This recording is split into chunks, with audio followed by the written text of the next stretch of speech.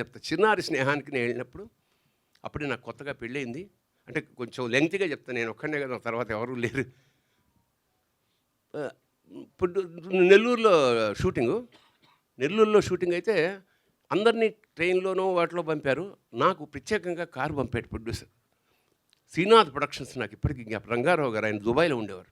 ఆయనకి కారు పంపండి, కొత్తగా పెళ్ళయింది వాళ్ళిద్దరిని రమ్మనండి నేను. మేము వెళ్ళాం. మాకు రూమ్ ఇచ్చారు. అయిపోయిందా? ఇంకా మా కొత్త అసలు ఏదో అత్తారింటికి వెళ్తే ఎలా చూసుకుంటారు అలా చూసుకుని పొద్దున్న 5:30కి వాడు తలుపు కొట్టాడు. చూస్తే ఓ రాక్షసుడిలా ఉన్నాడు వాడు. ఏంటయ్యా అన్న? మాలిష్ చేయమన్నారు సార్. ఎవరికన్నా? అదే మీకే అంది. సరే కానీ చెయ్యని శుభ్రంగా కొబ్బరి అంటే చూడండి, ఒక ప్రొడ్యూసర్కి అంత అవసరం ఏముంది?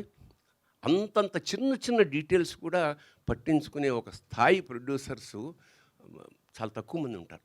ఆత్మీయంగా ఒక బాపు రమణ చిత్రకల్పన వాళ్ళ సినిమా షూటింగ్ పక్కన జరుగుతున్న వెళ్ళి అక్కడ భోజనం చేసి వచ్చేవాళ్ళు. అంత ఆప్యాయంగా వాళ్ళు పెట్టేవారు.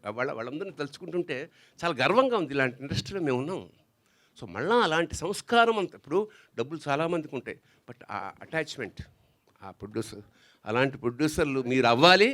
మీకు ఖచ్చితంగా అందరు ఆశీస్సులు ఉంటాయి. ఎందుకంటే ఒక కడుపు నిండా అన్నం తిన్నప్పుడు వాడికి వచ్చే ఆ తృప్తి మీకు వందల వేల రేట్లలో మీకు తిరిగి డబ్బుల రూపంలో వస్తాయి. అది ఒకటి. 2, వీడి పట్ల ఉన్న ప్రేమతోటి మీడియా మిత్రులందరూ వచ్చి కూర్చున్నారు. ఖచ్చితంగా వీడిని ఎలా ఆదరించారో, నన్ను ఎలా గౌరవించారో వాళ్ళ అబ్బాయిని కూడా అలాగే ఆశీర్వదించండి. నేను వీడికి చెప్పేది ఒకటే, నువ్వు ఎంత పెద్ద హీరో అయినా బాగా ఆలోచనప్పుడు తలంచుకో.